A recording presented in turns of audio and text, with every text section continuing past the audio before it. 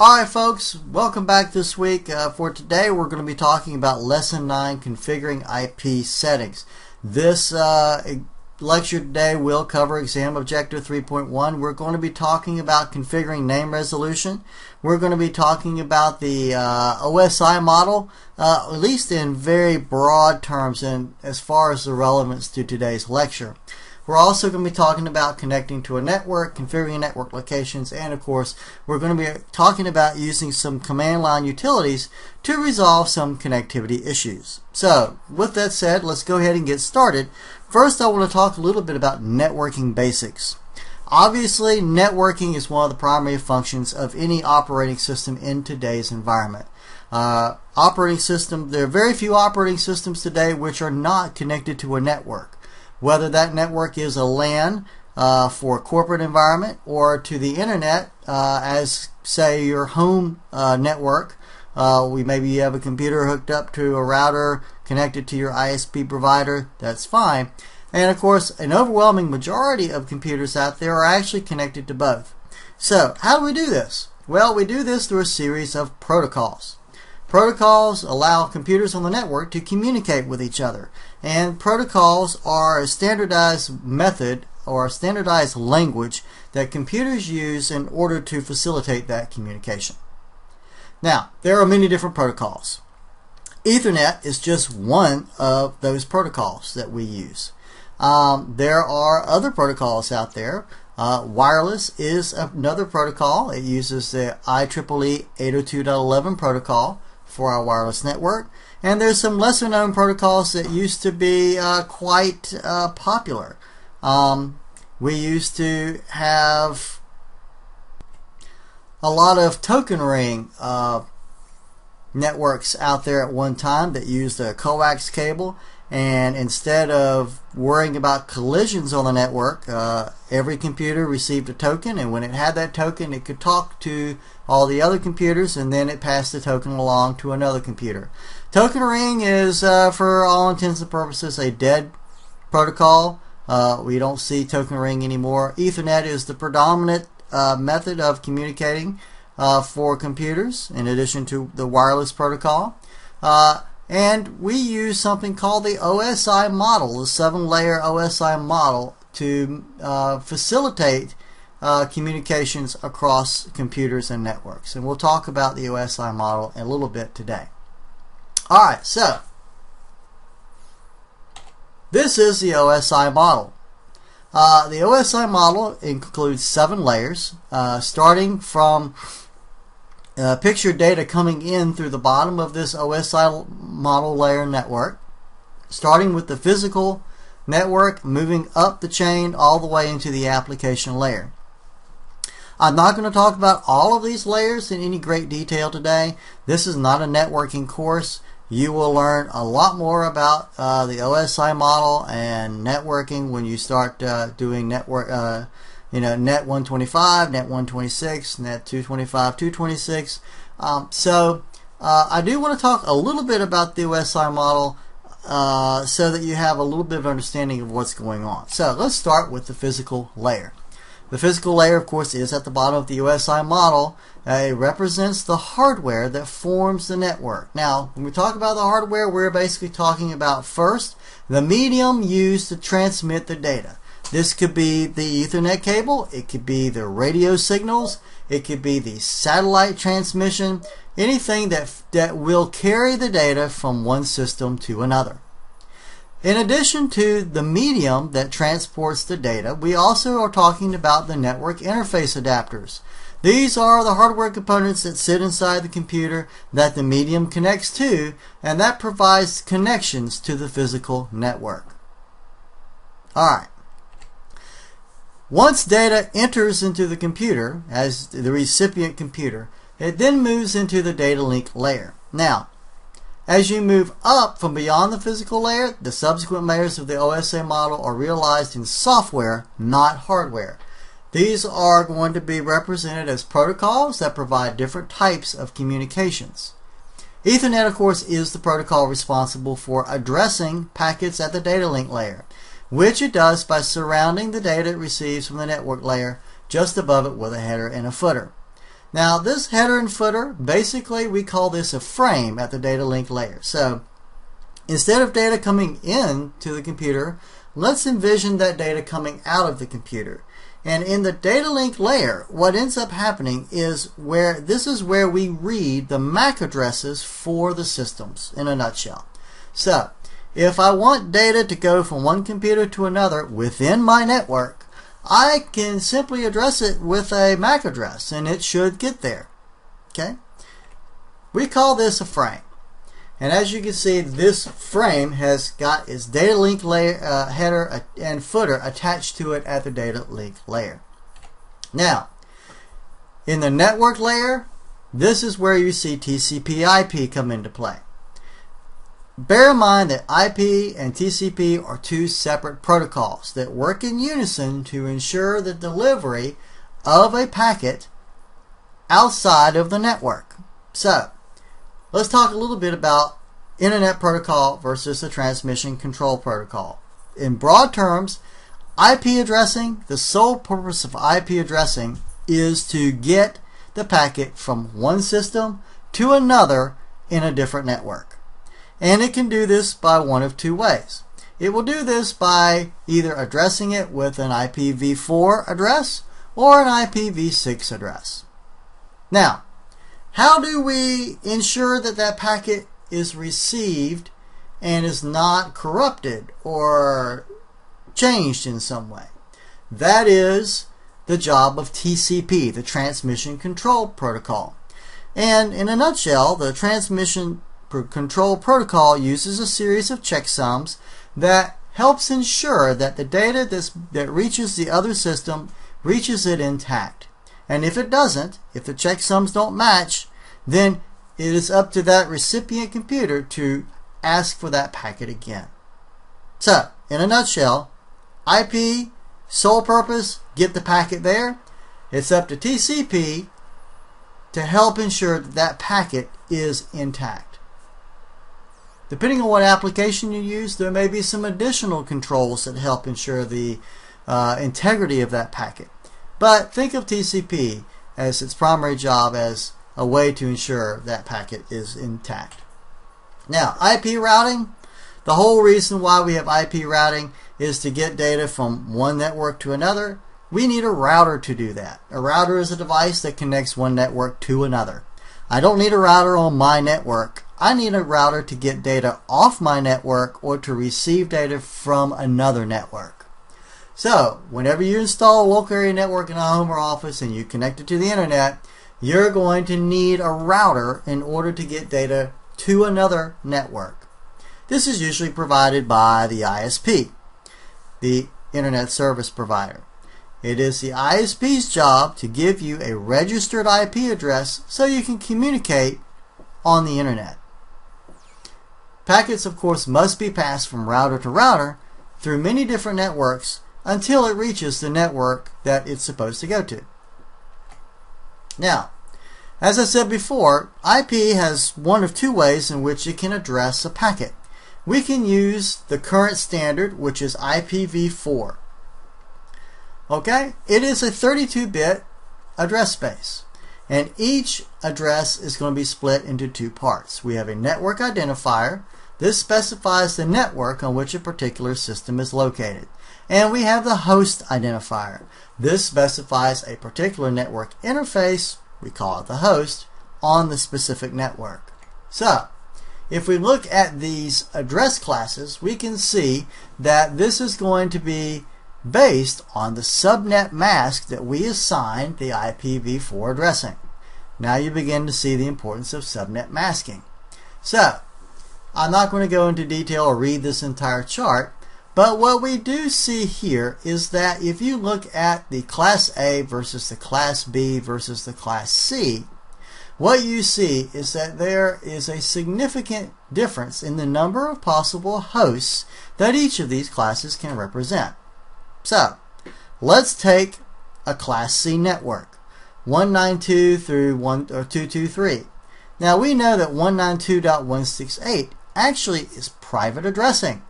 Private addressing is a series of numbers that are reserved and cannot be registered on the internet. They are solely for the purpose of using them within your network. So how does this work? Well, take my network here at home. I use private IP addressing, just as we do at Durham Tech Community College. And we use private IP addressing to address all of the hosts within the network. Well, you say to yourself, well, how does that help me? If I want to talk outside the network, I can't do that with private IP addressing. And you're right. So what happens is that the router inside the network keeps track of the private IP addresses and figures out what MAC addresses are associated with that private IP addressing.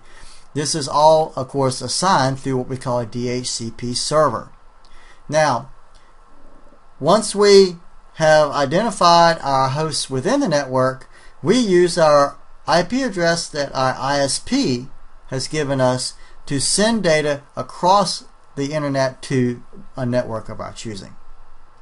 Also, I'd like to point out that a Class A versus a Class B versus a Class C, as I said, the number of possible hosts decreases exponentially. A Class C private network, of course, you can have the most 254 hosts. But say you're an ISP provider, you're probably going to buy a Class A network, which is going to allow me 16,777,000 different types of IP addresses that I can assign to my users. These IP addresses, of course, are registered. The users can either use it for a specific computer, or I can divvy out one IP address for my user, and then how they set up their network inside with private IP addressing is up to them. Now, let's take a look at this Class B 65,534 possible hosts. Now, at my old job at Duke, we had a Class B license for Duke. So our domain there was registered with 65,534 addresses. That meant that we could actually assign a registered IP address to every single computer on our network.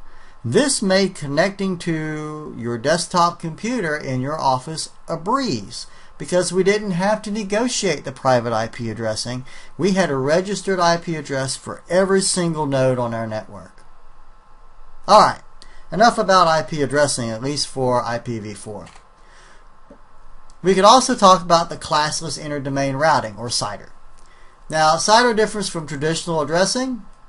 We now call this classful addressing, by allowing the division between the network identifier and the host identifier to fall anywhere in an IPv4 address. It doesn't have to fall on one of the 8-bit boundaries. IPv4 addresses. Here are some examples of private IP addresses. So, for Class A, the private IP address range is from 10.0.0.0 through 10.255.255.255. For Class B private IP addressing, we can use 172.16.0.0 through 172.31.255.255. And of course, as I said earlier, for Class C, 192.168.0.0 to 192.168.255.255. These are all of the private IP addresses that we can use depending on what license we have for our IP addressing ring. Alright. Assigning IP addresses, Windows 8 computers can acquire IP addresses in three ways. I can do a manual configuration. I can do what's called Dynamic Host Configuration Protocol, or DHCP. Mentioned that a little bit earlier. We'll talk a little bit more about that. And of course, Automatic IP Addressing, or APIPA. This is what I call the fallback IP addressing. So, how does this work? Well, manual configuration is done usually for one reason or two reasons. If I have a computer on the network and I need to ensure that I am able to connect to that computer 100% of the time, whether DNS is working or not working, DNS being, of course, what we use in order to assign a computer name or a valid internet address to an IP address. Well, I may decide that I have a laptop that has a printer connected to it. and I may need to have what we call static IP addressing. This is when the IP address will never change for that system. I register it in the DHCP server and I register it on the laptop that I'm using. We do this manually. That's what we mean by manual configuration. The most common way that we distribute IP addresses is using a DHCP server, or if you're at home, your router serves as a DHCP server for private IP addressing, and we call that Dynamic Host Configuration Protocol.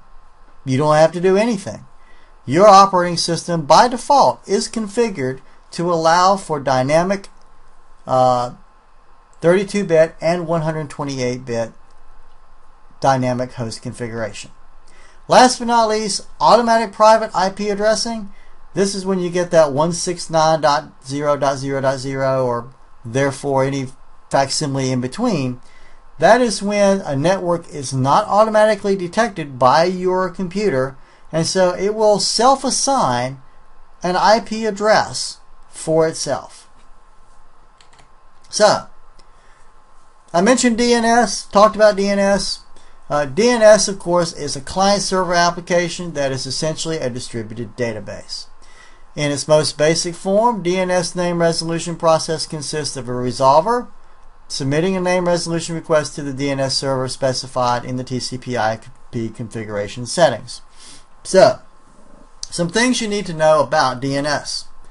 First and foremost, if you're going to be putting a laptop or a computer on a domain, or you're setting up a domain for your network, maybe at home you decide you want to run a domain either for testing, or maybe you are taking a job in a corporate environment and you have a domain there. One thing you have to realize about any domain is that DNS is essential for proper domain operations. So, if you build a domain controller, then the first thing it's going to ask you is, what is the DNS server for your domain controller? If you don't have one, it will say, fine, I'm going to make this domain controller a DNS server. But you have to be able to associate a common name for device with an IP address. We think of DNS as a way of connecting to yahoo.com. Instead of having to know the IP address of yahoo.com, DNS allows us to just type in www.yahoo.com. This is how DNS works.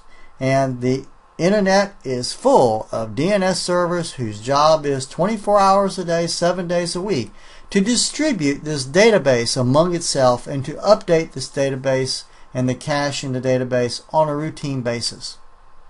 Okay? Now, let's talk about IPv6 addressing.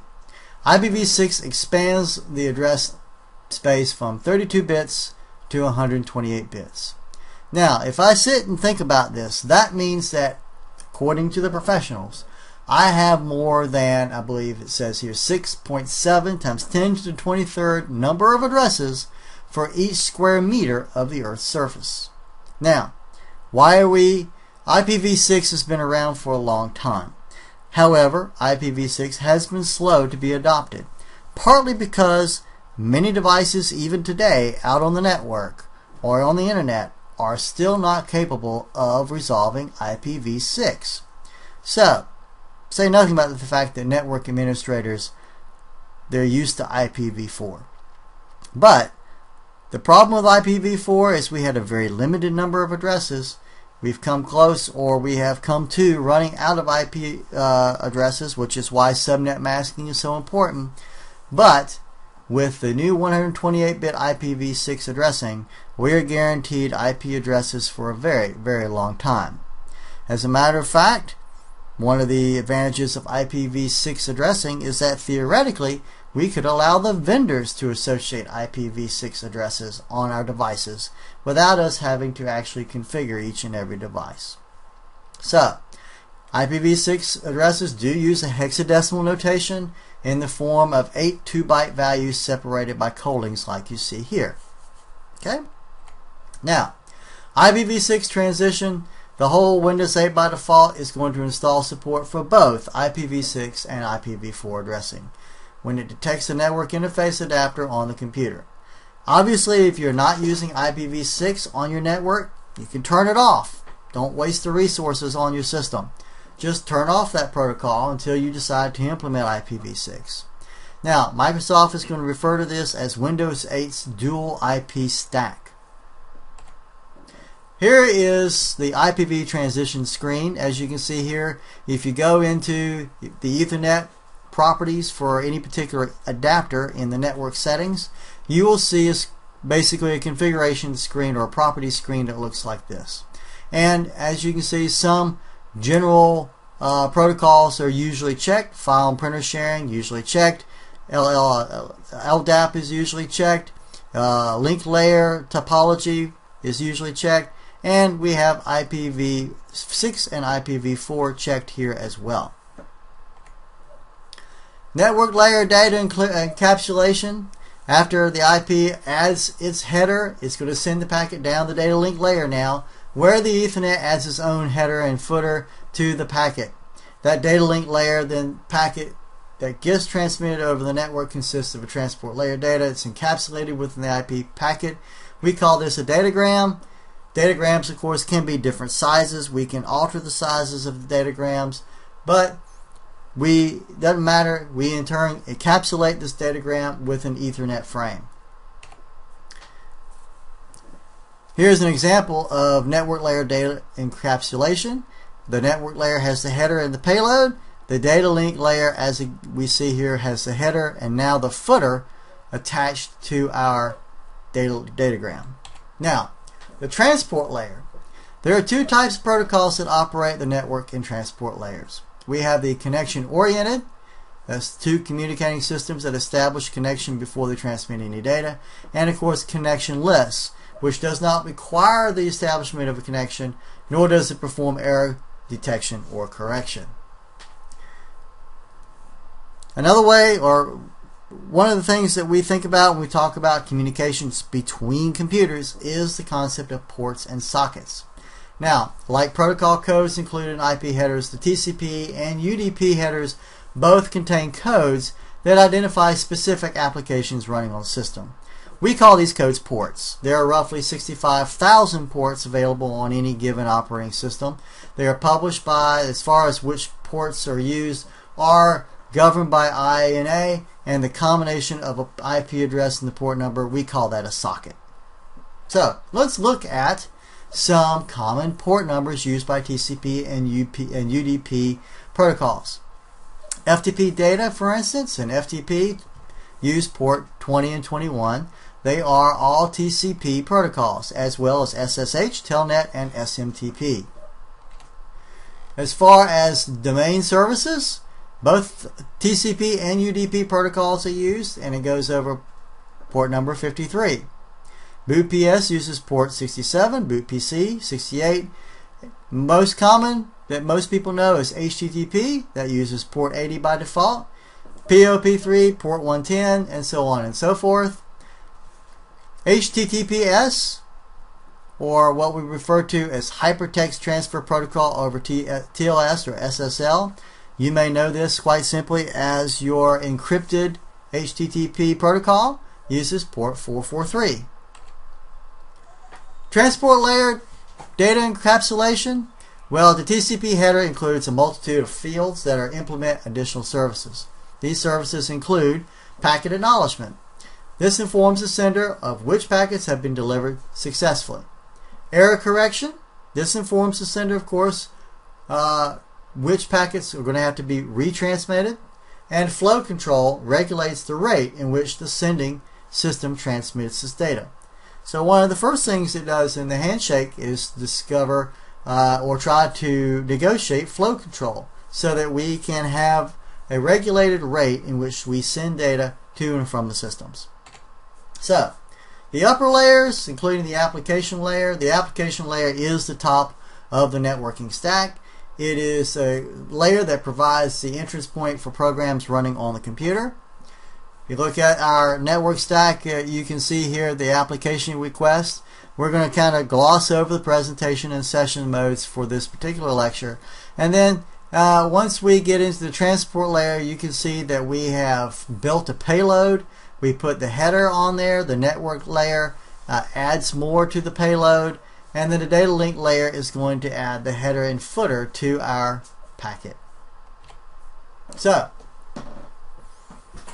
basics in a nutshell about networking. So how do we connect to a network? Let's talk about configuring IP settings. So when a Windows 8 operating system detects a network interface adapter on the computer, either when we install the operating system or any time afterward, it's going to install the device driver for the adapter as well as any of the components for the default stack, and that's going to include client for Microsoft Windows, QoS packet schedulers, file and print sharing, Microsoft Network Adapter Multiplex Protocols, LLDT, link layer topology, and of course IPv6 and IPv4. These are the default components that will be installed when it detects a network connection.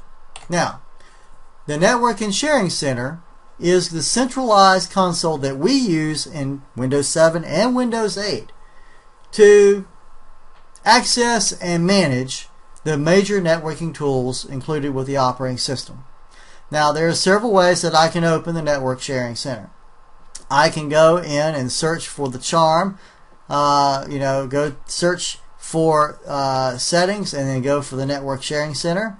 Or if I'm in the desktop, I can find the Network Sharing Center through the control panel. Then I would click on the Network and Internet and Network and Sharing Center. Once you do that, you get a screen that looks similar to this. And as you can see, there are a lot of major components to this Network Sharing Center. We have the home panel. We have ability to change the adapter settings. We can also go in and change the advanced sharing settings. We also have the ability here to view my active networks or change my networking settings. And last but not least, I can use the screen to begin the troubleshooter for our network issues. I also like to point out that we can also start the troubleshooter simply by right-clicking on the networking icon in the bottom of the right-hand screen of our computer, and choose troubleshooting from that menu. So, one of the things that is an important security concept is the concept of network discovery. Network discovery was first introduced in Windows Vista. It enables users to control critical network firewall controls with a single switch. Windows Firewall, of course, is a feature that was first introduced with XP Service Pack 2. We now include it in every version of Windows operating systems. Windows Firewall in XP was a stateful firewall that only worked in one direction. And so whenever we talked about firewalls for Windows XP, it usually started off with something like, Windows XP has a firewall. Now let's talk about some third-party firewalls we can install. Well, we don't do that anymore. The Windows Firewall actually is pretty decent. It is stateful in both directions. What I mean by stateful is that not only does it look at the traffic that goes through the firewall and use rules to determine which traffic is valid, but it also keeps track of the state of all 65,000 ports on your computer and looks to make sure that nothing is trying to violate the current state of those ports. So, for instance, if I've got a port that's closed and someone sends traffic to that port that says something like acknowledge, well, we know, or the firewall knows, that acknowledge is not a valid state for a closed port, and it will immediately drop that packet. This is a way to maintain integrity or to keep people from trying to sneak in through an open port and intercept data or try to take over a session. Alright, so changing network location. So after you select the initial network location during the network interface adapter installation, Windows 8 is going to attempt to detect the type of location whenever you connect to a different network. So when Windows 8 is unable to detect the network type for any reason, it's going to error on the side of caution and it's set the network location to public. Public is by far the safest option.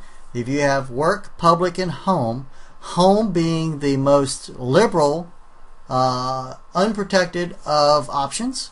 Work will set some standardized safety precautions in place, and public locks down the system or the communications protocols significantly.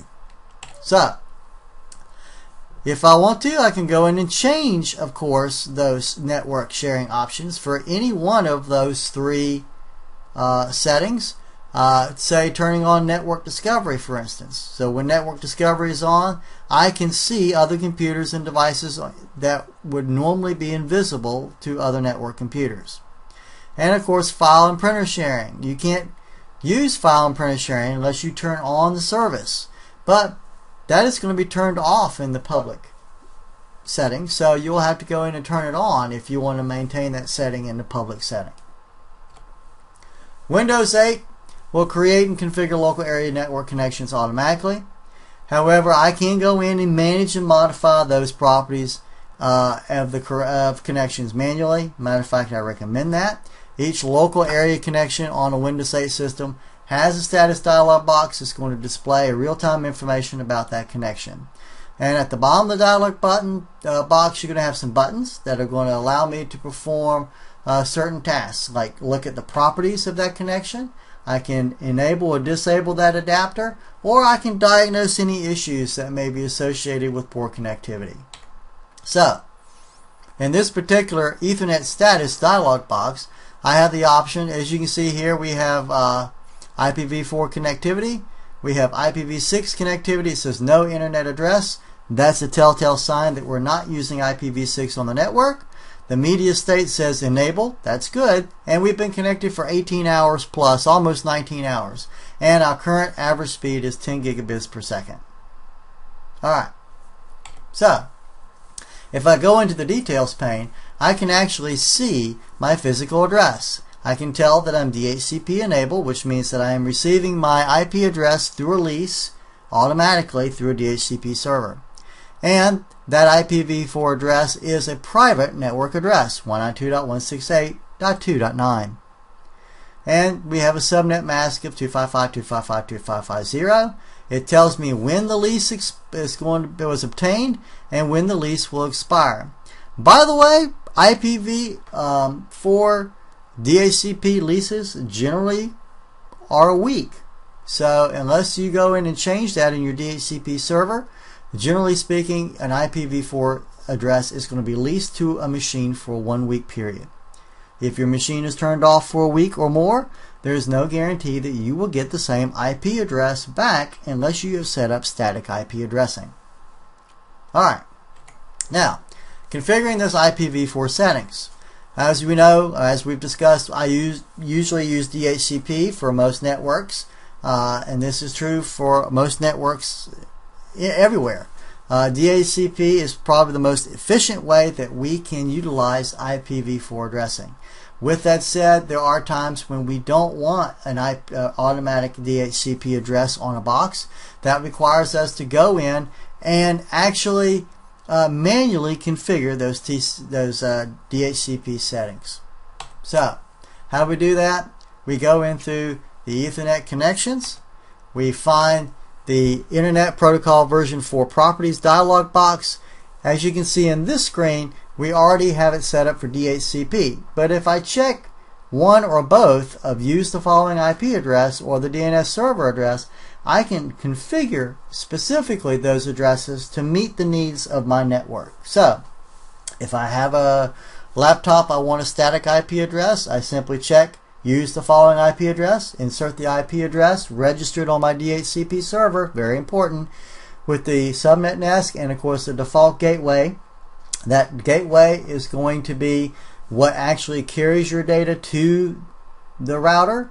And then of course we want to ensure that we have either automatic DNS server addressing, or we can actually go in and configure our DNS server address manually. There are instances where we need to do a manual DNS server configuration. If for instance we don't like the ISP DNS address and we have the availability of another DNS address, we can change that through this setting interface. If we say we're using a domain that's not registered, or that is using a DNS server on the domain controller, we will need to point to that preferred DNS server, that domain controller, in order for our domain for us to connect to the domain controller. We can get internet addressing, of course, simply by putting 8.8.8.8 as an alternate, and that 8.8.8.8 points to our Google Internet DNS server, which Google is so kind to let people connect to and resolve DNS addressing for the internet. Now, configuring IPv6 addresses. Most computers use IPv6 auto configuration or DHCP, provided that you're using IPv6 on a network. I can, of course, manually configure IPv6 implementation if I need to. It is rarely necessary, but it is possible. The procedure for configuring the IPv6 addressing is going to be the same for IPv4. The only difference is the actual addressing sequence is 128-bit, not 32-bit. If you remember earlier, I showed you a screen, that's ... ::::::::::::::::::::::::::::::::::::::::::::::::::::::::. So, but we can actually do a manual configuration of that address. The same rules do apply for IPv6 addresses as it does for IPv4 addressing. If I want to ensure that my box retains an IPv6 address in order to maintain connectivity or be able to call that IPv6 address specifically for a device, I have the ability to do that.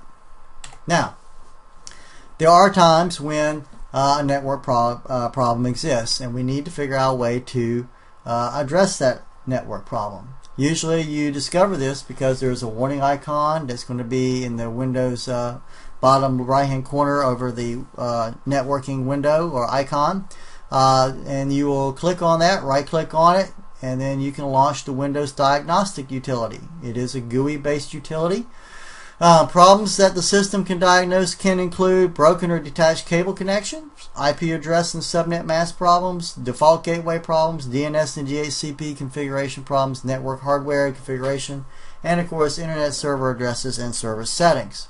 So, network diagnostics is a very simple GUI-based intuitive tool. It will actually allow you to kind of diagnose some very common networking issues, and it's always a good starting point when it comes to trying to resolve IP conflicts or networking conflicts on the network. In addition to that, we have the ability to use some TCPIP tools to assist us with diagnostics. These tools are command line based. Simply go down to the start button, right click, choose type CMD, launch our command line interface, and these tools that we're getting ready to talk about here can assist you. ipconfig, of course, being the most common tool that we use to help identify some networking issues. All Windows operating systems, including Windows 8, have that graphical interface, but we do like that command line tool. We call it ipconfig.exe. The value of the ipconfig.exe is particularly apparent when Windows 8 computer auto-configures its TCP/IP client. So if I want to verify that I have network connectivity and I do ipconfig at the command prompt and I get that 169.something.something.something, I know immediately that I have no network connectivity, that I have an auto-config address, and that I have some sort of network issue associated with the device. I can also do some other things. We'll talk about ping here in a minute, but ipconfig can also do some interesting things. For instance, I can do ipconfig/all. ipconfig /all will give me not only the IP address of my device, it will give me the IP address of all of the adapters on my device, including wireless or VM adapters. It will also give me my MAC address, and it will tell me my default gateway as well as my subnet mask. So, ipconfig is a great way to very quickly ascertain the network configuration status as well as getting all of the network numbers that I need in order to register my box on a DHCP server or to allow a technician to connect to my box. One of the things he'll say is, what's your IP address? I can use ipconfig to figure that out very quickly. Alright, it can also allow me to manually release that IP address by typing /release after ipconfig, and I can renew the existing address leases by simply typing /renew after ipconfig. This allows me to try to flush out or clean out any stale IP addressing. Now, here is an example of an ipconfig being in use. So, for this particular ipconfig, I've typed ipconfig /all, and as you can see, it gives me the name of the system, description of the system, my physical address, we call that the MAC address. It is DHCP enabled, auto configuration enabled, and if you go down here, we can see IPv4 address 192.168.2.9. We know it's connected to a private LAN of some sort. And we also know the gateway is 192.168.2.99. So that's where all of our data is going out of the internet or going out onto the internet. Our DHCP server is to 192.168.2.1. And we even have, let's see, what else do we have? Our DNS server, which is 192.168.2.1. So we know that our DHCP server and our DNS server are the same box. Alright, now, ping. Ping can tell you if the TCPIP stack of another system on the network is functioning normally. I can run ping through the command line. I can generate a series of echo request messages using ping and transmit them to a computer whose IP address I can specify. So, if I want to know, for instance, whether or not I have connectivity to my gateway, I would simply say ping 192.168.2.99, I think it was, and if it comes back, all four coming back as connected and resolved, and less than however many nanoseconds, I know that I can connect to my gateway. I can also use ping to verify whether my NIC adapter is working well. I can type ping 127.0.0.1, and that is basically saying loop back, test yourself, tell me if you, my device, if the adapter is functioning within normal parameters. Alright, so let's take a look at here. Ping 10.0.0.1. We see that we got a reply back in bytes, 32 bytes, time of 1 millisecond, time to live 128. So we know, for instance, that we have a very good connection to 10.0.0.1. Now, another tool that can also be very beneficial as far as trying to diagnose some network issues is traceroute. Traceroute is a variation of ping. The program uses ICMP echo requests and echo reply messages just like ping. It modifies those messages by changing the value of the time to live field in the IP header. Now, the time to live field counts the number of hops that you can go from one router to another, or one device to another, before that packet will expire, that ICMP echo request. So, the nice thing about traceroute is that what it will do is it will actually come back and tell you the exact path in which that packet took to get to its destination. So if you feel like there may be a switch that's bad on your network, you can use traceroute to see if it's indeed bypassing that switch, or even worse, maybe you think that you're the victim of a man-in-the-middle attack somewhere on your network. You could use traceroute to see if you could identify where that device is on your network. So, one thing I do want to talk about, since we're talking about echo requests, in Windows 7, and I believe it's true in Windows 8 as well, ICMP is turned off by default. That means if you're looking to ping other Windows 8 boxes or Windows 7 boxes on your system, on your network, you either need to go in and manually enable the ICMP echo requests on the firewall for those devices, or you need to set it up in group policy so that the firewall will permit ping to be used on your network. Okay, very important. If you ping a Windows 7 box and you don't have this turned on, it will simply drop those packets, and to you it will look like you have no connectivity. Alright, with that said, let's talk about one more here. Let's talk about NS lookup. NS lookup is a command line utility that enables me to generate a DNS request message and transmit it to a specific DNS server on the network. So the advantage of NSLookup is that I can actually test the functionality and quality of my DNS server by specifying that specific server in the command line. So if I look at here and I say, alright, so NSLookup, Microsoft.com, and I'm going to target 75.75.75.75, it will tell me specifically what that server is called and the actual IP address of those particular, whatever that name is actually resolving to. Okay, so if I want to make sure DNS is working, NSLookup is a great tool to use to help verify that. Alright, so, alright, we'll do one more. So, Netstat. Netstat is a command line tool that I can use to display status information about my current network connections on the computer running Windows 8. And actually, Netstat works in Windows 7, it works in XP. Netstat's been around a long time. The traffic generated also through the various TCPIP protocols is also something I can check with Netstat. In Unix, the program's called Netstat, and in Windows 8, we call it netstat.exe. We can actually use some switches. I can say netstat-n, and it will pull up all of the currently active ports on my system and show me what those ports are trying to connect to. I can use Netstat to do things like, if I'm suspecting that I have malware that's trying to reach out and connect to a server, some sort of interface server, to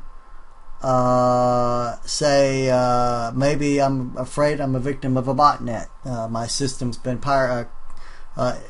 compromised and it's being used as a botnet service. I can use Netstat to see if there are any ports trying to connect to some sort of internet address out there that I am not currently trying to connect to. And once I identify that, I can then actually trace that back to specific session ID numbers and figure out what executable is actually trying to target or to communicate with that website. So I can use Netstat to help me identify if I have malicious software on board. If you're really interested in that, I suggest you take CTS 155. We talk about Netstat and isolating malware in detail. Alright, so that's all I have for today. I do want to show you this Netstat screen.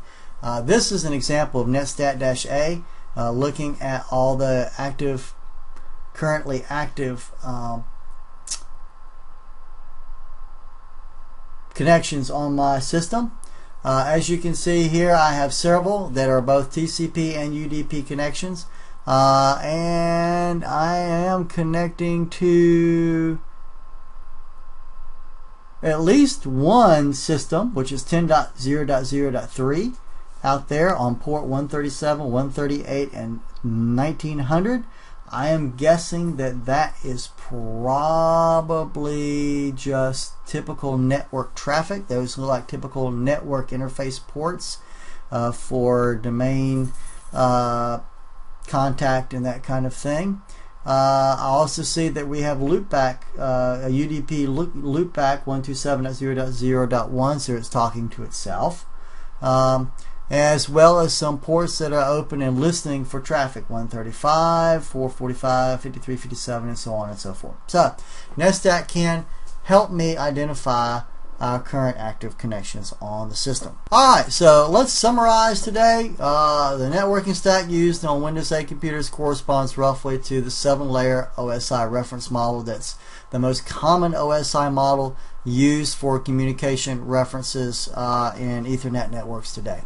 Ethernet, the data link layer protocol, is used on most LANs, consists of a physical layer, frame format, and a MAC mechanism. The network and transport layer protocols work together to provide an end-to-end communication service that achieves the quality of service required for application requesting on the network services.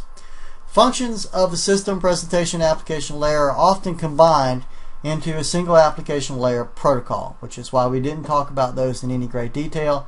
They are all kind of intertwined, and we can break that down, but not for the scope of today's lecture. Windows 8 includes support for both IPv4 and IPv6 protocols by default. Turn off IPv6 if you're not using it on your network to save on your resources. IPv6, of course, being the 128-bit protocol. IPv4 being the old-fashioned 32-bit protocol. IPv6 has been around for a few years, not widely accepted yet, slowly gathering momentum, particularly since we have virtually run out of IPv4 addresses. And of course, network discovery is a Windows 8 feature. It simplifies the task of firewall configuration by enabling me to block or allow the protocols and ports needed for the computer to browse access to the network. So, network discovery, very simple way to activate and deactivate some of the more common communication features for our network. Windows 8 includes a variety of command line TCPIP tools, whether that's ipconfig, ping, traceroute, NSLOOKUP, or even Netstat.